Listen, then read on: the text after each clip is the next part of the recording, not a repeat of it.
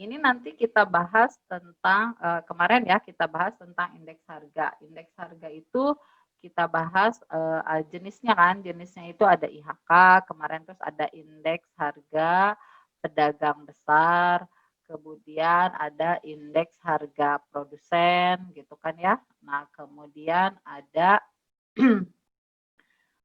indeks harga implisit atau ini adalah perubahan harga yang sesungguhnya gitu ya, indeks harga implisit itu. Nah, jadi jenis indeks harga itu ada 4, indeks harga konsumen, indeks harga pedagang besar, indeks harga produsen, dan indeks harga implisit. Nah, kemudian dari indeks harga itu juga yang sering ditanya itu adalah rumusnya kan, rumus mencari indeks harga. Jadi pertanyaannya itu bukan gimana cara mencari, bukan, kalau di UTBK itu hanya berikut ini merupakan rumus yang digunakan untuk mencari indeks harga. Misalkan rumusnya apa saja, berarti kan kita harus tahu yang pertama adalah agregatif tidak tertimbang gitu ya, yang pertama. Nah, yang gimana yang agregatif tidak tertimbang itu? Agregatif tidak tertimbang itu yang mana ini tulisannya? Nah, agregatif tidak tertimbang itu yang rumus umumnya saja kan, di mana yang delta PN per delta sigma ya, sigma PN dibagi dengan sigma P0 dikali dengan 100%. Itu yang pertama. Yang kedua adalah rumus ya Pak, Las Peyres biasanya ya, Las Peyres. Biasanya itu dinotasikan dengan IL, indeks Las Peyres. Las Peyres itu adalah sigma, ini adalah PN dikali dengan Q0 gitu kan, dibagi dengan jumlah P0 kali dengan Q0. Ini kali dengan 100%. Ya. Kemudian nanti yang ketiga ada indeks pasce. Pasce gitu ya. Pasce itu biasanya kita singkat IP. IP itu sigma PN dikali dengan QN per ini sigma P0 dikali dengan QN kali dengan 100%. Nah, jadi ada agregatif tidak tertimbang, less payers, dan pasir, gitu ya, yang dari rumus. Nah, kemudian nanti ada lagi yang marsal. Marsal itu IM. Ini mungkin di sini bisa ya, marsal. 3. Marsal. Marsal ini adalah IM biasanya disingkatnya. Nah, kalau marsal ini berarti menjumlahkan. Ini PN kali QN ditambah Q0 gitu ya. Kemudian dibagi sigma P0 dikali dengan QN ditambah Q0 gitu kan. Kali dengan 100%. Sebenarnya kan semua rumusnya sama ya. Di sini apa? PN bagi P0. Ini PN bagi P0. Ini PN bagi P0. PN bagi P0. Yang beda itu pengalihnya di sini kan. Kalau di sini tidak ada pengalih, makanya disebut tidak tertimbang. Karena dia tidak memperhatikan aspek jumlah barang. Di sini memperhatikan jumlah barang, yaitu barang pada tahun dasar, ya kan. Nah, kalau ini adalah pada harga jumlah barang tahun hitung. Kalau ini baik tahun hitung maupun tahun dasar. Nah, ini udah ada 4 kan.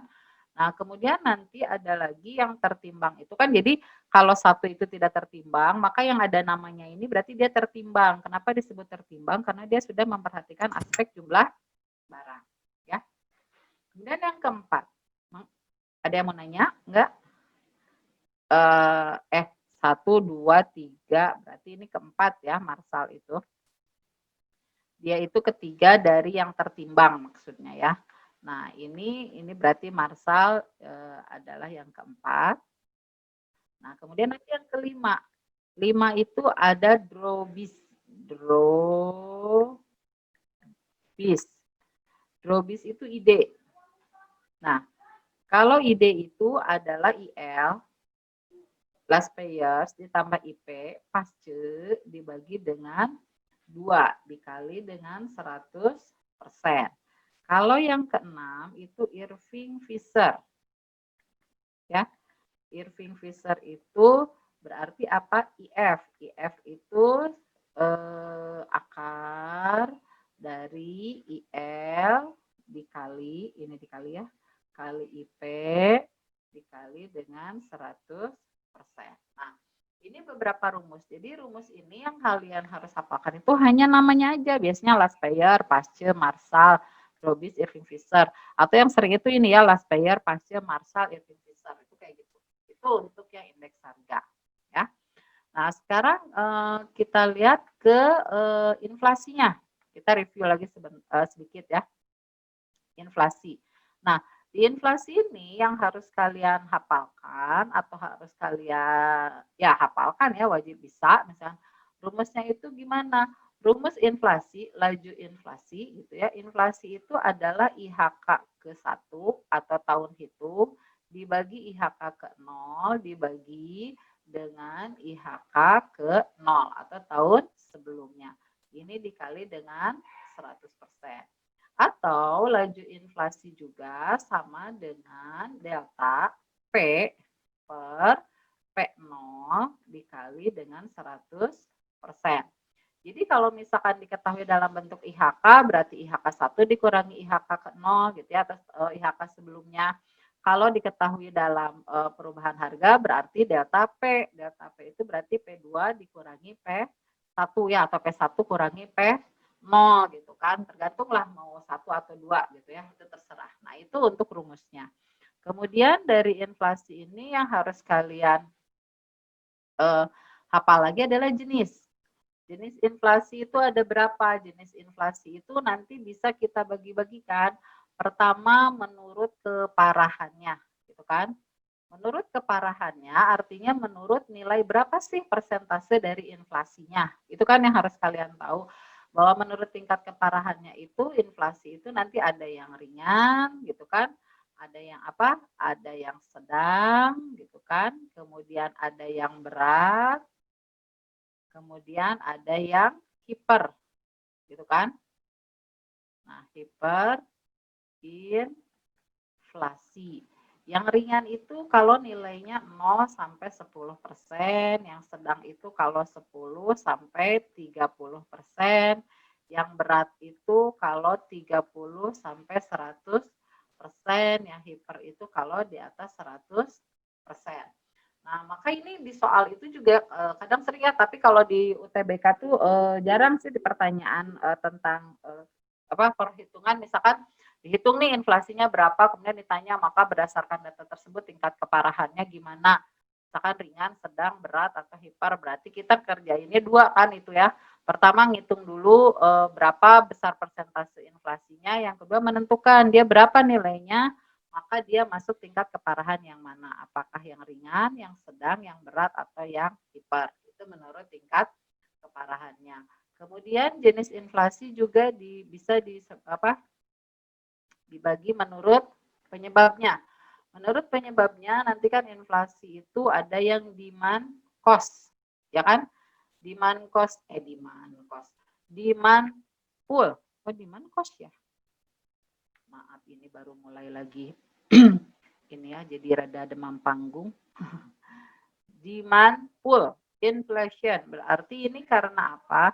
Ini karena tarikan permintaan.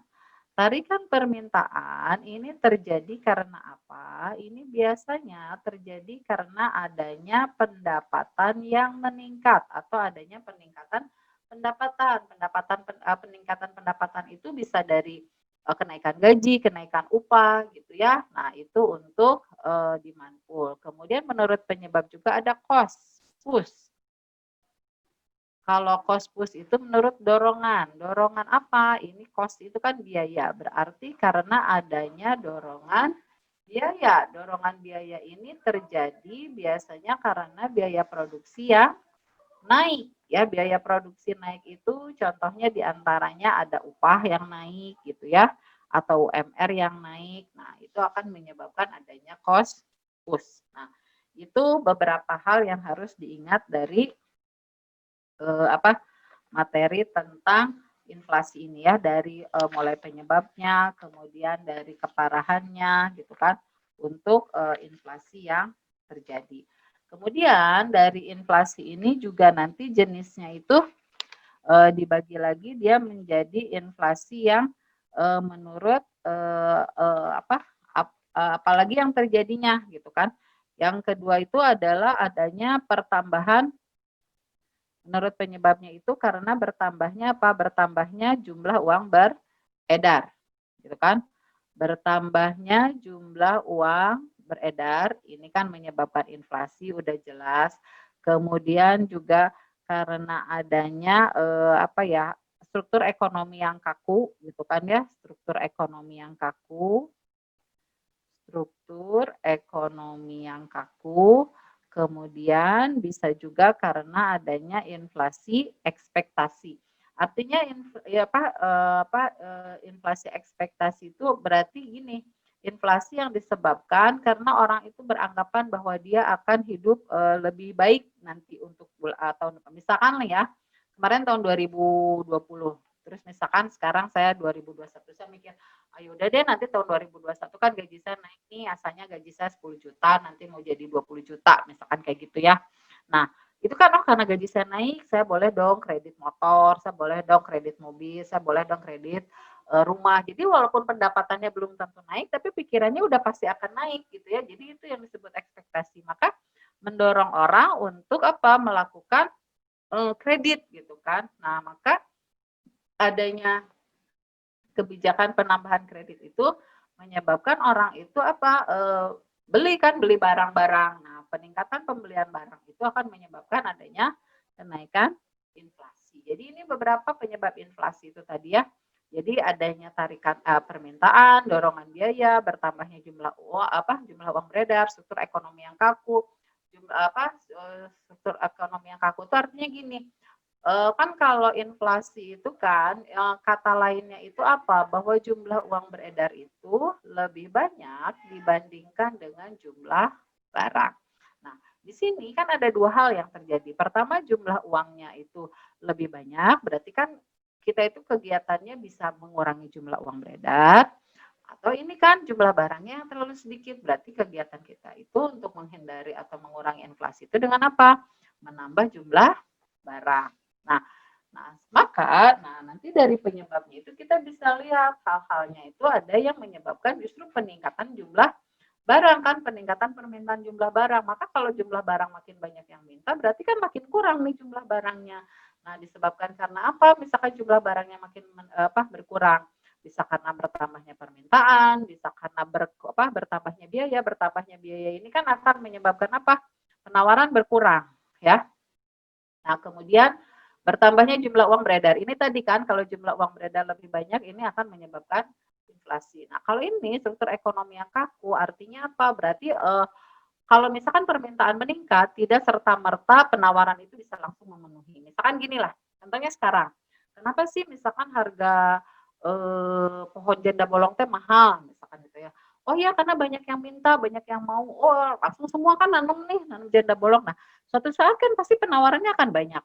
Kira-kira menurut kalian pada saat penawarannya banyak, apakah harga tanaman tersebut akan mahal? Enggak kan? Karena udah banyak di sana juga, di sana bisa lebih murah, di sini bisa lebih bagus misalkan. Nah, itu kan kayak gitu. Jadi akhirnya harganya akan turun dengan sendirinya. Jadi kalau misalkan suatu perekonomian atau struktur ekonomi itu bisa langsung memenuhi kebutuhan barang, maka harga itu akan turun. Tapi kalau misalkan barang itu sukar untuk dipenuhi. Sekarang gini lah, kalau untuk produk pertanian kan tanaman misalkan kayak gitu, kan nggak bisa, oh sekarang butuh nih 100 tanaman kan nggak bisa langsung, oh iya tenang nanti saya tanam pagi-pagi sore udah ada kan nggak bisa gitu ya. Nah berarti itu perlu proses. Karena perlu proses, maka nanti peningkatan harganya itu akan memakan waktu. Misalkanlah sekarang, anggaplah 3 bulan nih harga tanaman ini naik. Nah mungkin untuk 3 bulan mendatang pada saat benih yang kemarin ditanam udah mulai pada jadi, nah kan orang akan beralih tidak akan pada beli gitu kan karena apa ya udah kan penawarannya banyak. Nah jadi struktur ekonomi yang kaku itu artinya bahwa struktur ekonomi itu tidak bisa serta merta langsung memenuhi kebutuhan permintaan. Kalau yang ini inflasi ekspektasi itu artinya kenaikan permintaan karena adanya harapan hidup akan lebih baik gitu kan. Makanya orang kemarin begitu, oh nanti Januari udah mulai tatap muka, Januari udah keadaan udah mulai baik gitu ya, sudah tidak pandemi lagi. Kan udah banyak berharap mungkin kan, oh iya berarti nanti saya bisa begini, bisa begitu. Nah ternyata kan coronanya masih tetap tinggi. Nah tetap ekonomi ditutup, malah jadi PSBB misalkan. Nah itu kan sebenarnya akan mempengaruhi ke tingkat permintaan barang. Itu seperti itu ya. Itu untuk penyebabnya. Mangga mungkin ada yang mau ditanya nggak? Terlalu cepat nggak? Halo, mungkin ada yang mau menanggapi? Kalau tidak ada terusin lagi. Nah, sekarang inflasi jenisnya itu menurut asalnya. Nah, menurut asalnya inflasi itu nanti dibagi dua. Jadi ada yang dari dalam negeri, ada yang dari luar negeri. Dari dalam negeri itu terjadi karena apa? Misalkan karena adanya pencetakan uang baru. Nah, kenapa ada pencetakan uang baru? Karena uang lama ditarik. Jadi ada beberapa uang lama yang ditarik, misalkan yang pecahannya sangat kecil, misalkannya pecahan Rp100, Rp200, 50, 25, kan sekarang kita udah pernah lihat ya pecahan 50, 25, misalkan paling kecil Rp100, 100 pun sekarang koin, kalau dulu kan ada yang kertas, misalkan 500 dulu ada yang kertas, kan sekarang nggak ada, gitu kan, paling kecil kertas itu 1.000, nah itu kan berarti pencetakan uang baru. Ini akan menyebabkan jumlah uang beredar akan makin banyak. Kemudian karena adanya supply shock gitu ya, atau kegagalan atau berkurangnya penawaran secara tiba-tiba. Biasanya ini disebabkan karena kegagalan panen atau adanya bencana alam. Misalnya, jadi diprediksi nih nanti di Garut misalkan mau ada panen raya padi misalkan banyak gitu kan lagi masa-masanya akan panen misalkan gitu. Ternyata tiba-tiba terjadi suatu bencana. Nah, itu kan berarti akan terjadi kegagalan panen. Maka yang diprediksi akan terdapat penawaran padi sekian-sekian ternyata kan jadi tidak bisa misalkan. Nah, itu untuk yang supply shock itu ya. Kemudian di dalam negeri juga bisa karena adanya kenaikan barang-barang kenaikan harga barang yang ditetapkan oleh pemerintah. Contohnya apa? Contohnya BBM. Jadi kalau BBM naik, tarif dasar listrik naik, nah ini kan akan menyebabkan inflasi juga. Kenapa? Karena kan BBM ini naik, berarti ongkos pasti naik, harga barang-barang ikut naik. Tarif dasar listrik ini mempengaruhi terhadap biaya produksi, maka nanti akan terjadi kenaikan biaya produksi kan. Berarti kalau biaya produksi naik, penawarannya berkurang. Ini pun akan mempengaruhi inflasi. Nah, itu beberapa menurut asalnya. Kemudian nanti yang dari luar negeri. Dari luar negeri itu biasanya kenaikan bahan baku impor, ya kan? Nah, contohnya kemarin waktu tahun baru ya kan kita disambut dengan tidak adanya tahu tempe. Kenapa? Karena harga kedelai melambung tinggi. 4 hari itu tukang tahu tempe misalkan demo ya kan karena harga tahu tempenya harga tahu bahan baku pembuatan tahu tempenya tinggi. Karena kan tahu tempe itu hampir 100% bahan bakunya itu impor. Jadi kedelai itu tidak bisa dikembangkan di Indonesia, belum bisa ya. Jadi beda kualitasnya, terlalu banyak kadar airnya lah kalau dikembangkan di Indonesia. Nah, maka hampir 100% gitu ya, 90 sekian persen itu bahan bakunya adalah dari impor. Maka kalau terjadi kenaikan harga kedelai, misalkan, maka pasti akan mempengaruhi barang-barang yang berbahan baku kedelai, terutama tahu tempe. Kenapa pengaruhnya besar? Karena tahu tempe itu termasuk makanan yang bahan makanan yang banyak digemari oleh orang Indonesia kan. Jadi begitu nggak ada 4 hari itu kan tahun baru teh nggak ada tahu tempe, misalkan. Nah itu kayak gitu ya. Nah itu sangat berpengaruh ya untuk kenaikan bahan baku impor. Kemudian kalau ada harga atau tarif impor yang naik. Jadi kalau misalkan ada tarif itu pajak ya, kalau ada kenaikan harga atau pajak barang impor naik, maka harga barang impor itu akan naik. Maka menyebabkan barang-barang luar negeri yang ada di Indonesia pun akan menjadi mahal. Nah, itu salah satu dari inflasi yang harus kalian ketahui ya, tadi jenisnya, kemudian rumusnya. Nah, itu biasanya yang berkaitan dengan inflasi. Kemudian, sekarang kita bahas tentang cara mengatasinya. Nah, cara mengatasi inflasi itu kayak gimana? Atau sebelum ke cara mengatasi, kemarin udah dibahas sedikit adalah tentang dampak, ya. Dampak inflasi. Inflasi itu gimana dampaknya? Nah, dampaknya itu kan ada dua ya. Dia ada dampak positifnya, ada dampak negatifnya. Apa bagusnya? Dampak positifnya atau yang mempunyai efek positif itu inflasi bagi siapa? Ini bagi pengusaha, ya kan? Bagi pengusaha, bila apa? Bila perubahan harga, ya kan? Bila perubahan harga barang yang dia jual lebih besar dibandingkan dari perubahan biaya produksi yang harus dia tanggung. Misalkan ginilah, saya memproduksi sendal nih. Biaya produksi sendalnya itu asalnya 100.000, misalkan sekarang naik jadi 110.000, berarti naik 10.000, ya kan? Nah, ternyata sendal tersebut justru waktu misalkan biayanya 100.000 itu bisa saya jual 150.000. Nah, ternyata pada saat jadi 110.000 biayanya bisa saya jual jadi 200.000 misalkan. Nah, itu kan berarti kenaikannya lebih tinggi dari kenaikan biaya. Maka ini menguntungkan bagi pengusaha. Kemudian yang kedua, bagi siapa inflasi itu menguntungkan? Bagi peminjam uang atau debitur ya, peminjam uang. Bila apa? Bila tingkat inflasi itu lebih kecil dibandingkan salah ya. Ini bagi peminjam uang. Ini bila tingkat inflasinya itu lebih besar dibandingkan tingkat bunga pinjaman. Jadi kalau misalkan nih inflasinya 10%, sementara dia bunga pinjamannya adalah hanya 1% misalkan. Nah, berarti kan untung bagi dia karena dia mengembalikan uang dengan bunga yang lebih ringan gitu ya. Nah, kemudian negatifnya bagi siapa? Ini bagi masyarakat berpenghasilan tetap. Kalau misalkan penghasilannya tetap, ini kan kalau terjadi kenaikan harga maka barang yang bisa dia beli akan makin sedikit, ya kan? Selain masyarakat berpenghasilan tetap, inflasi ini sangat berpengaruh bagi negara, ya kan, bagi pendapatan nasional. Kenapa? Karena kalau pendapatan pribadi turun, ya kan, pendapatan perorangan turun, maka pajak itu akan turun, pajak penghasilan akan turun.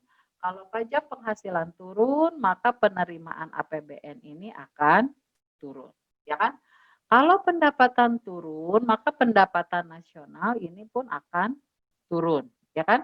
Kalau pendapatan nasional turun, maka pasti pertumbuhan ekonomi juga ini akan turun. Nah, ini akibat ekonominya dari adanya inflasi itu untuk pendapatan masyarakat, ya kan? Nah, jadi kalau misalkan turun-turun seperti ini ya sudah gitu kan, akibatnya seperti ini.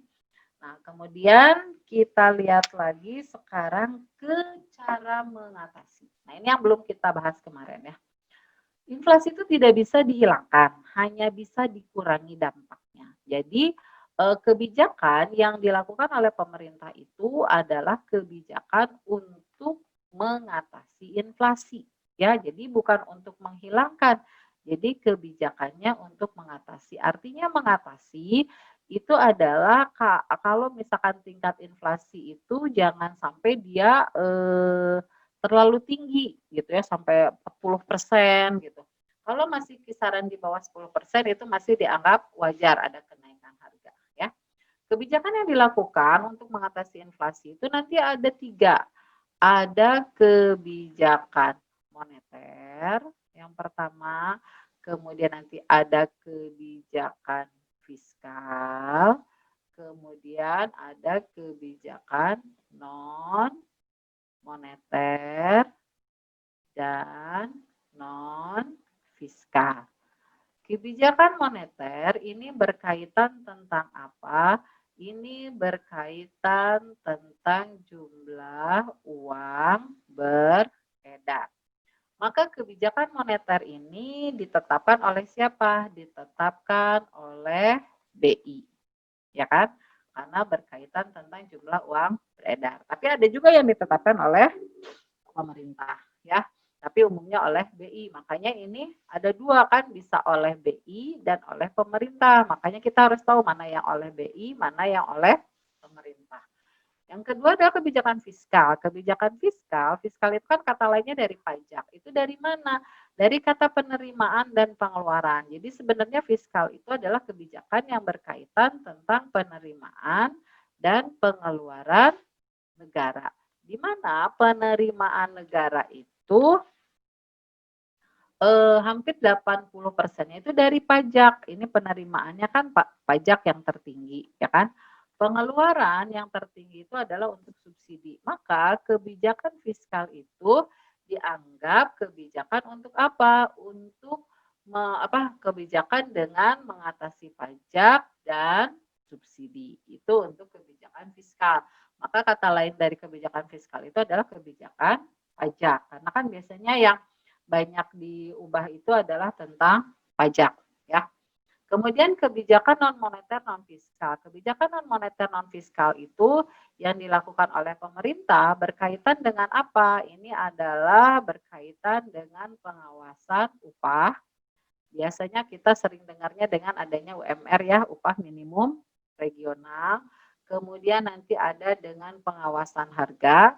Pengawasan harga itu dengan adanya penentuan harga maksimum atau minimum. Harga maksimum itu berarti harga di bawah harga keseimbangan. Harga minimum itu berarti harga di atas harga keseimbangan. Kemudian nanti ada pengawasan output. Pengawasan output itu berkaitan dengan kebijakan ekspor impor. Jadi berkaitan dengan kebijakan menambah ekspor atau mengurangi, ya. Nah, itu untuk kebijakan non moneter dan non fiskal. Nah, ini untuk jenis kebijakannya. Sekarang kita bahas satu-satu. Dari kebijakan moneter. Kebijakan moneter adalah kebijakan tentang jumlah uang beredar, ya kan? Jumlah uang beredar ini dia itu bisa kebijakan untuk menambah jumlah uang beredar, berarti kalau jumlah uang beredarnya berkurang di masyarakat berarti ditambah jumlahnya. Bisa juga kebijakan untuk mengurangi jumlah uang beredar, ya kan? Karena kan salah satu tugas dari Bank Indonesia itu kan adalah menjaga stabilitas rupiah. Stabilitas rupiahnya itu baik berkaitan dengan kurs maupun dengan barang, ya. Bukan dengan kurs, berkaitan dengan falas atau berkaitan dengan barang. Berkaitan dengan barang berarti berkaitan dengan harga barang atau inflasi. Kalau dengan falas itu berkaitan dengan kurs tadi, ya. Nah, kebijakan yang berkaitan dengan jumlah uang beredar ini, kalau dia bertujuan untuk menambah jumlah uang beredar, menambah, ya, maka itu disebut kebijakan ekspansif atau kebijakan easy money policy atau kebijakan uang longgar. Kalau yang mengurangi jumlah uang beredar, ini disebut kebijakan kontraktif atau disebut kebijakan money policy, kebijakan uang ketat. Nah, jadi nanti di soal itu biasanya pertanyaannya tuh bisa macam-macam. Ada kebijakan mengatasi inflasi, ada kebijakan kontraktif, ada kebijakan ekspansif. Nah, berarti kita harus tahu apa itu ekspansif, apa itu kontraktif. Awalnya dari mana? Dari ini, menambah atau mengurangi jumlah uang beredar. Yang harus kita ingat apa? Bahwa inflasi itu apa? Bahwa inflasi itu jumlah uang beredarnya gimana? Jumlah uang beredarnya lebih banyak dibandingkan dengan jumlah barang. Maka kebijakannya harus gimana? Harus menurunkan jumlah uang beredar atau meningkatkan jumlah barang. Begitu kan cara mengatasinya. Berarti kalau ditanya kebijakan mengurangi jumlah uang beredar, ini adalah kebijakan mengatasi inflasi. Kalau yang ini berarti kebijakan mengatasi apa? Deflasi. Kan kita udah pernah belajar, ya, apa bedanya deflasi, inflasi, revaluasi gitu, ya. Devaluasi gitu kan. Nah, ini untuk kebijakan moneter. Nah, karena kebijakan moneter ini berkaitan dengan jumlah uang beredar, berarti kan melibatkan Bank Indonesia. Kegiatan apa saja yang dilakukan oleh Bank Indonesia atau politik apa saja yang dilakukan oleh Bank Indonesia dalam melakukan kebijakan moneter? Ini nanti ada 3. Yang pertama disebut kebijakan diskonto. Ya. Kebijakan diskonto itu adalah kebijakan untuk kebijakan untuk dengan cara menambah atau mengurangi jumlah uang beredar, tingkat harga, menaikkan ya atau mengurangi tingkat harga. Nah, ini kalau tujuannya untuk menambah jumlah uang beredar, maka tingkat suku bunga itu I kecil. I kecilnya itu diturunkan. Kalau suku bunga diturunkan, orang akan berlomba-lomba untuk meminjam uang, ya kan? Dan dia akan berlomba-lomba untuk mengambil tabungannya. Ngapain ditabungin uangnya? Mending kita ambil dari bank, ya kan? Nah, maka nanti jumlah uang yang berada di masyarakat akan tinggi. Kebalikannya, kalau kita ingin mengatasi inflasi, maka suku bunganya itu harus dinaikkan. Kalau suku bunga tinggi, maka orang itu tidak mau ngambil tabungannya, biarin aja ditabungin, misalkan kan nanti bunganya tinggi. Atau orang tidak mau melakukan kegiatan kredit karena apa? Bunganya pasti akan tinggi. Kemudian selain diskonto, BI juga melakukan kegiatan operasi pasar terbuka. Operasi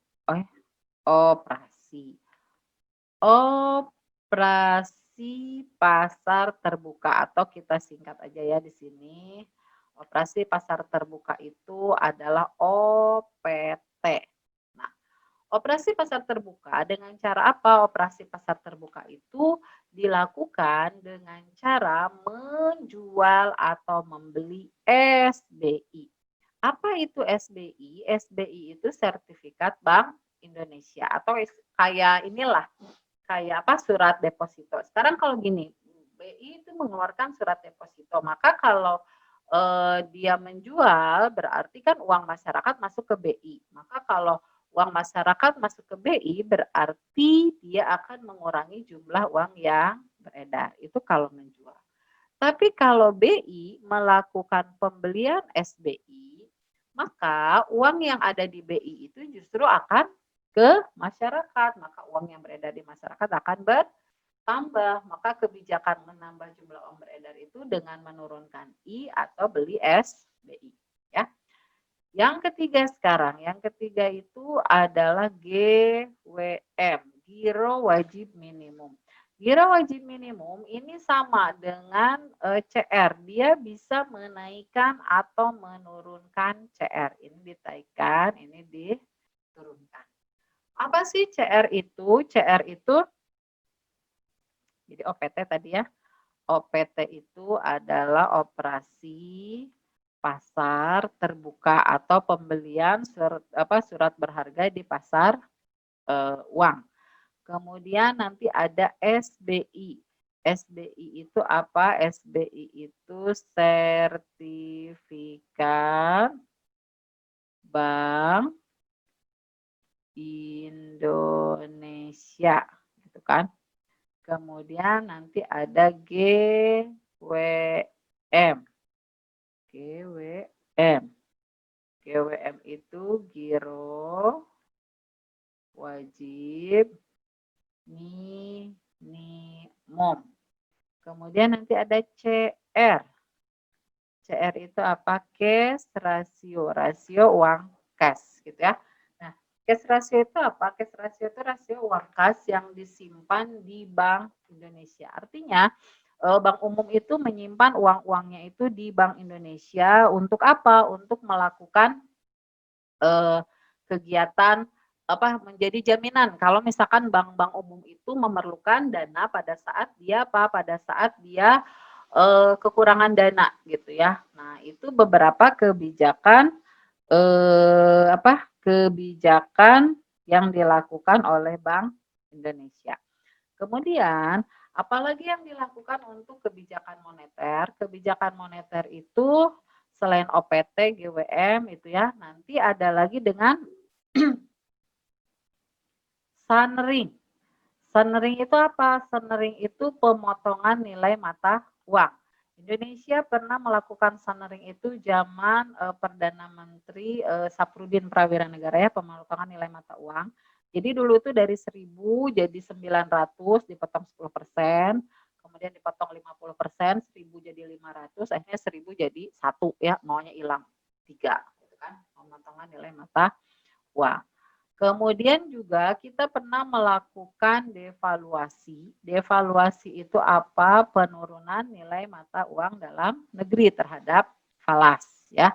Ini juga bisa dilakukannya oleh pemerintah ya, sunring devaluasi. Kemudian nanti ada dengan kredit selektif. Kalau kredit selektif ini bisa dilakukan oleh BI. Kredit selektif itu biasanya dengan melakukan prinsip 5C. Apa saja prinsip 5C itu? Prinsip 5C-nya itu karakter, kemudian capacity, kemampuan, ya kan? Capacity,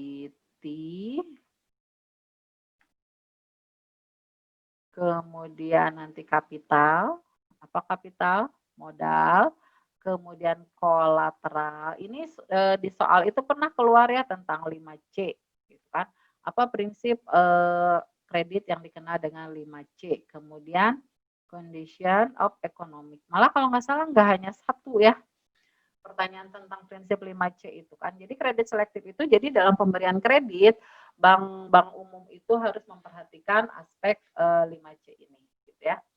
Nah, itu untuk mengatasi inflasi. Ada lagi dengan apa? Kredit atau moral persuasion.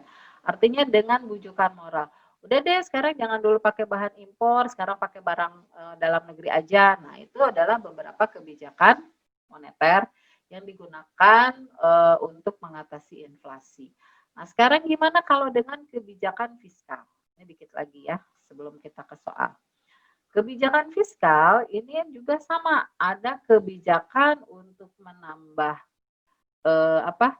menambah JUB, jumlah uang beredar atau berkaitan dengan menambah jumlah barang bisa gitu kan.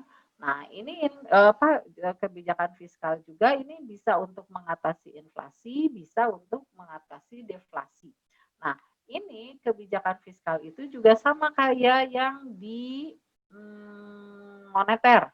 Ada yang dikenal dengan ekspansif, ada yang dikenal dengan kontraktif. Ekspansif itu berarti untuk mengurangi inflasi, gitu ya ini, mengurangi inflasi. Kalau misalkan yang ekspansif itu ini untuk mengurangi deflasi, gitu kan. Nah, untuk yang kontraktif ini ada 2 kegiatan yang dilakukan. Pertama itu dengan menaikkan pajak, yang kedua dengan mengurangi pengeluaran. Ya, mengurangi pengeluaran negara atau pengeluaran di APBN. Nah, kalau deflasi ini kebalikannya berarti ini pajaknya diturunkan, ini dengan mengurangi ini dengan menambah ya, bukan mengurangi penerimaan, ini dengan menambah pengeluaran. Berarti biar kita makin defisit gitu kan ya ininya. Nah, ini dengan menambah pengeluaran. Itu untuk beberapa hal yang dilakukan dengan kegiatan kebijakan fiskal ya. Kita lihat soalnya yang berkaitan dengan ini ya. Ada yang ditanya, ada yang mau nanya nggak? Boleh, barangkali mau ada yang nanya sebelum kita ke soal. Kalau tidak ada, kita langsung soal saja.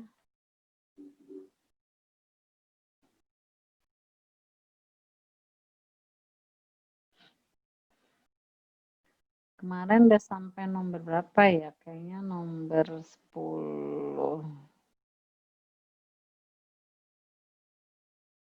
Kita lihat dari nomor 10 ya. Kita lihat nomor 10 itu dampak.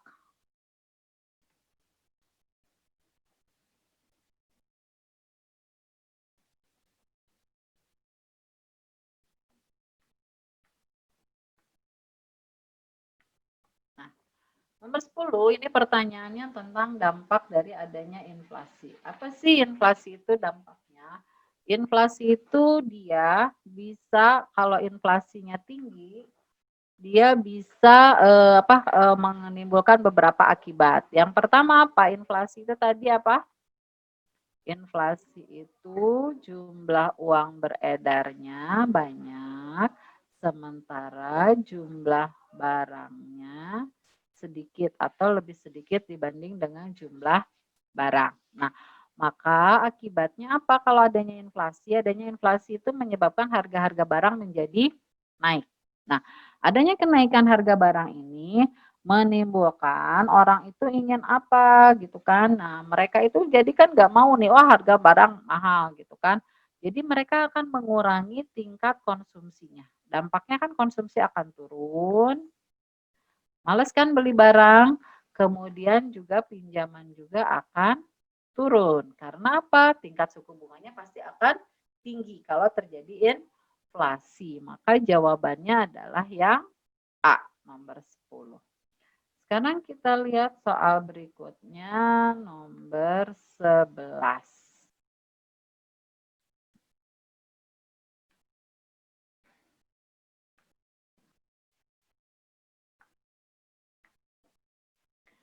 Untuk mengurangi inflasi, untuk mengurangi inflasi dalam perekonomian nasional, pemerintah melakukan kebijakan. Nah, di sini ada pemerintah.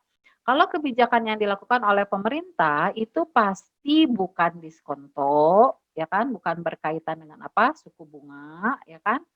Kemudian juga pasti bukan GWM, giro wajib minimum yang berkaitan dengan apa? Cash ratio, juga bukan operasi pasar terbuka yang berkaitan dengan soal beli apa suku bunga, ya kan? Suku bunga sertifikat Bank Indonesia.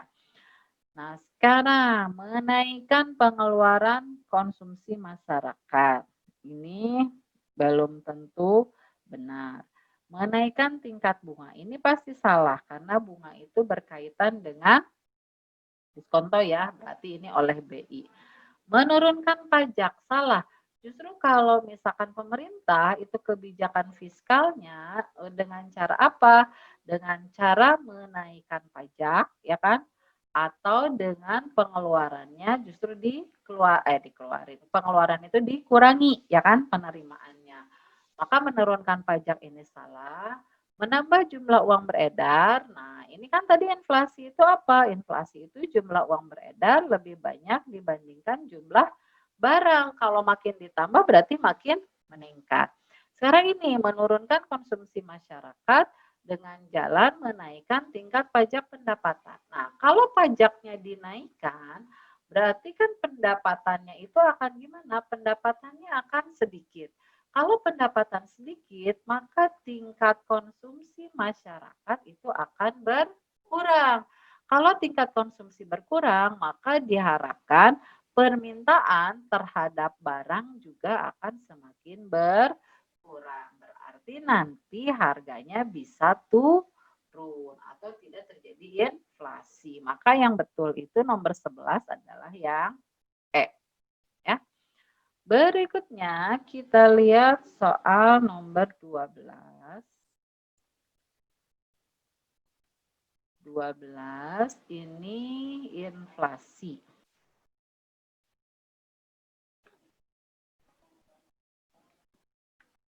Nah, ini kita lihat bedanya, ya. Kalau tadi yang nomor 11 ini kan oleh pemerintah. Ingat kalau oleh pemerintah itu tidak boleh jawabannya ini yang berkaitan dengan diskonto, suku bunga ya GWM, cash ratio atau operasi pasar terbuka jual beli apa? Jual beli sertifikat Bank Indonesia. Nah, tapi kalau nomor 12 ini adalah inflasi dapat dikurangi melalui kebijakan moneter yang dilakukan oleh bank sentral. Nah, maka justru ini jawabannya itu yang betul itu, yang berkaitan dengan diskonto atau suku bunga, ya kan? Yang berkaitan dengan GWM atau apa? Cash ratio dan OPT yang berkaitan dengan sertifikat Bank Indonesia. Nah, sekarang kita lihat jawabannya yang mana yang benar, gitu kan?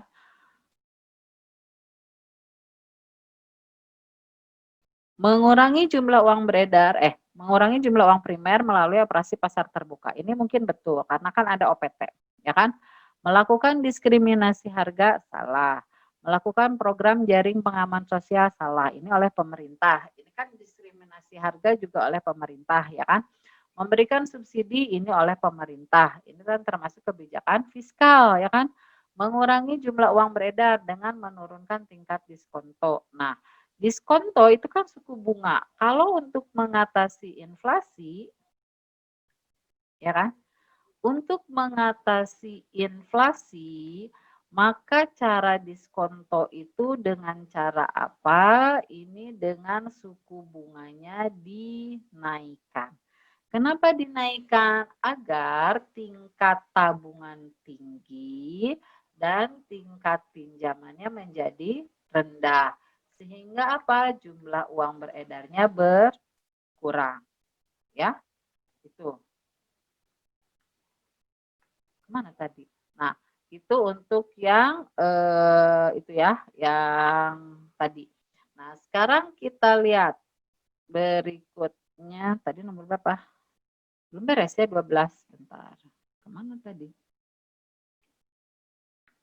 Nah, ini. Inflasi dapat dikurangi melalui kebijakan moneter tadi kan ya. Mengurangi jumlah uang beredar melalui OPT, kemungkinan benar, diskriminasi harga salah, jaring pengaman sosial salah, memberikan subsidi salah, mengurangi jumlah uang beredar melalui diskonto ini mungkin benar. Karena kan mengatasi inflasi itu dengan cara apa? Mengatasi inflasi itu bisa dengan diskonto, ya kan kalau BI itu tadi dengan suku bunganya diturunkan. Kemudian kalau GWM-nya juga sama. GWM itu sama dengan suku bunga. Berarti kalau I turun, CR juga turun. Kemudian operasi pasar terbuka. Operasi pasar terbuka itu dengan menjual SBI agar jumlah uang beredarnya masuk ke BI. Maka yang paling benar itu sebenarnya yang ini menurunkan diskonto kan salah ya ini maaf punten. Ini mengatasi inflasi, ini suku bunganya bukan diturunkan tapi dinaikkan, terbalik. Ya. Maaf, ini suku bunganya dinaikkan, CR-nya juga dinaikkan. Karena kan kalau suku bunga naik, maka tabungannya itu akan tinggi dan pinjaman itu akan rendah, ya kan? Maka nanti jumlah uang beredarnya akan turun. Nah, maka jawabannya yang E ini adalah salah karena dia menurunkan diskonto. Maka paling betul itu adalah yang A, ya. Berikutnya soal nomor 13.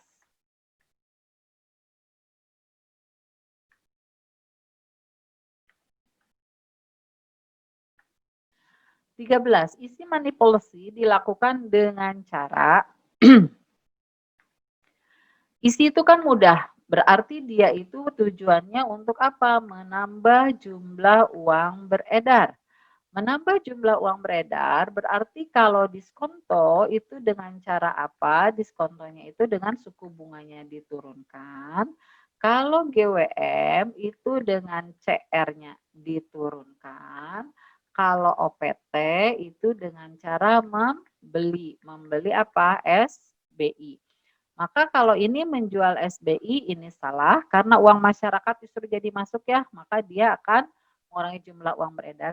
Menurunkan giro wajib minimum. Ini mungkin benar karena ini menurunkan mengurangi pajak. Pajak itu bukan berkaitan dengan jumlah uang beredar tapi ini dengan kebijakan fiskal. Menaikkan tingkat diskonto ini salah, ini justru mengurangi jumlah uang beredar. Defisit APBN ini juga berkaitan dengan kebijakan fiskal. Maka yang paling betul nomor 13 adalah yang B ya. Giro wajib minimumnya diturunkan. Berikutnya nomor 14. Nomor 14 ini masih berkaitan dengan kebijakan. Untuk mengendalikan inflasi berarti mengurangi jumlah uang beredar. Jumlah uang beredar itu adalah kebijakan apa? Kontraktif, mengurangi itu, ya kan? Maka jawabannya itu adalah yang D, bukan kontradiktif ya. Kontradiktif kan berlawan kontradiktif itu mengurangi kan. Maka nomor 14 jawabannya yang D. Terakhir kita lihat soal nomor 15.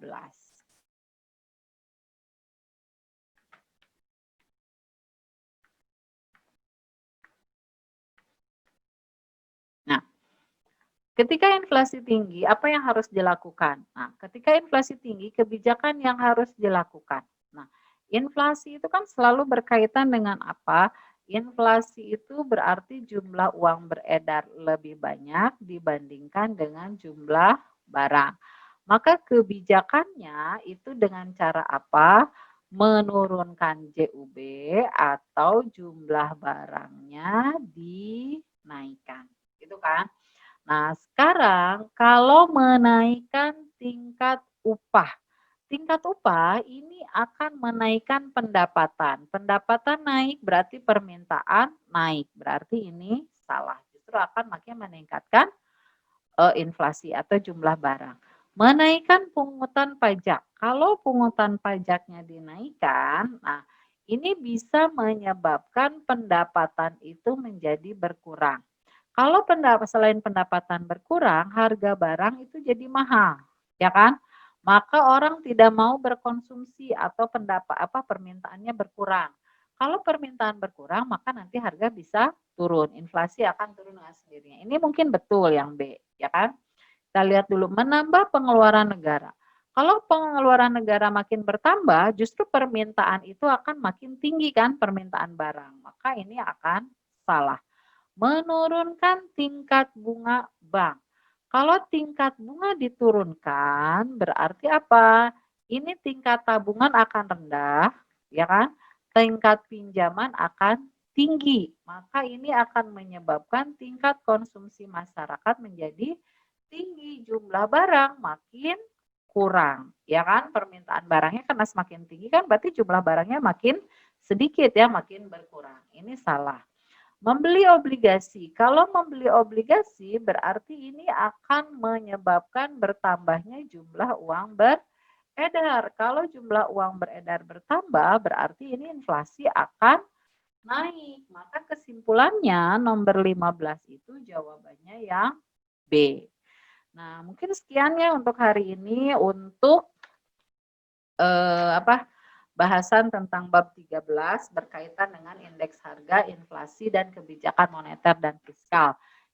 Pembahasan hari ini tuh nyambung dengan pembahasan waktu tahun kemarin ya, tahun kemarin ya, pembahasan Desember kemarin di mana kita bahas dengan kebijakan moneternya sebagian, kemudian dengan indeks harga dan inflasi sebagian, dan sekarang membahas tentang kebijakan moneter dan fiskal. Saya harap apa yang saya sampaikan hari ini ada guna dan manfaatnya. Terima kasih yang sudah berpartisipasi ya. Tidak bisa saya sebutkan satu persatu. Terima kasih untuk semuanya. Mohon maaf atas segala kekurangannya. Semoga apa yang saya sampaikan ada guna dan manfaatnya. Tetap semangat, tetap sehat ya semuanya. Walaupun kita PJJ, kita tetap bisa menambah ilmu dan ilmu dan manfaat dari kegiatan yang kita lakukan. Cukup sekian dan terima kasih. Mohon maaf atas segala kekurangannya. Assalamualaikum warahmatullahi wabarakatuh. Terima kasih semua ya.